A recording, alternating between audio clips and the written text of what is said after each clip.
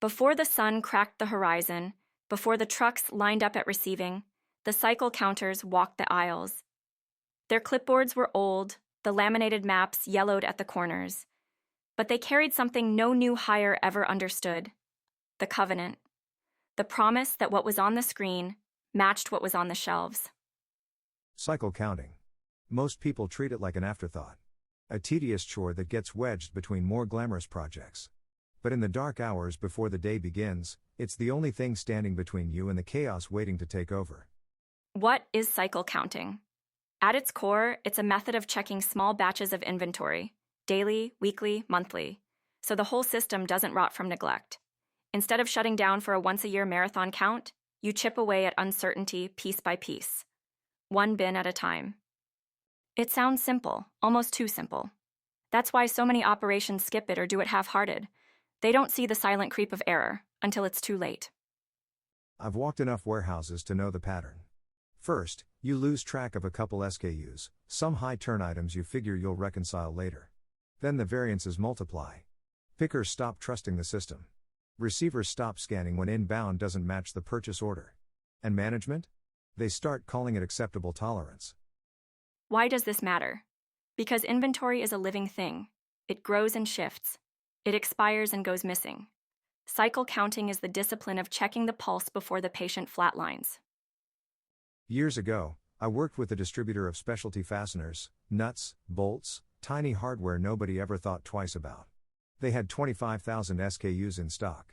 No cycle counts, just an annual shutdown to count it all. On paper, their shrink rate was under 1%. Reality? Closer to 9%. They didn't realize it until a major customer defected over a string of back orders.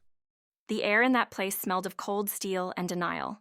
The CFO kept saying, "We can true it up next quarter," but the covenant doesn't wait. Either you honor it or it breaks without warning.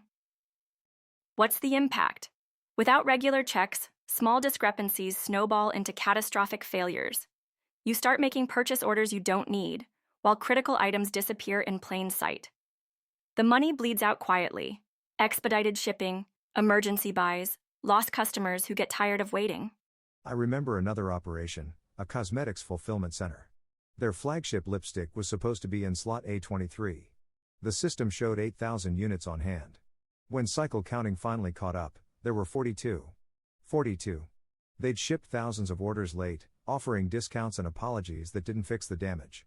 You can measure the cost of a variance in dollars, but the real price is in trust. Every mistake erodes the confidence your team has in the system.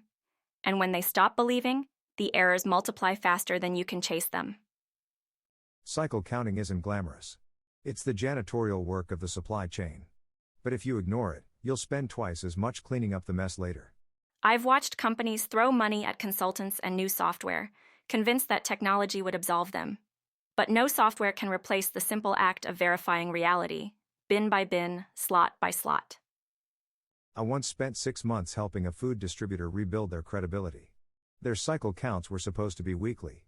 In practice, they were done whenever somebody felt like it. After the fourth inventory write-off in 2 years, the board finally noticed. By then, the losses were in the millions. The cycle counting covenant isn't about perfection. It's about commitment. You don't have to be flawless, but you have to be consistent, because inconsistency is the first crack in the foundation. When you respect the covenant, you start seeing patterns. You catch trends before they bury you. You build a culture where accuracy isn't optional. And you send a message to your customers: we take this seriously. You can trust us. That message is worth more than any marketing campaign. It's the quiet confidence that when someone orders, what they expect is what arrives. And when you neglect the covenant, the ledger will show you exactly how much that costs, line by painful line. I remember the last day at that cosmetics center. The CFO came down to the floor. He looked at the rows of mislabeled pallets, the bins that hadn't been checked in months. He didn't say much. He didn't have to. The damage was plain as the labels peeling off the boxes. I told him the same thing I'm telling you: cycle counting is the cheapest insurance you'll ever buy. Ignore it, and you'll pay with your reputation, your profits, and your peace of mind. The lesson? Do the work, walk the aisles, count the product, and never let the small errors slip by unchallenged, because every variance starts small and ends big. And remember, the ledger never lies. It just waits patiently for you to notice the truth. Reflection prompts. 1. How often are your cycle counts completed on schedule? No exceptions. 2. Who follows up on variances and what happens when they're found? 3. If you audited your highest turn SKUs today, would your records match reality?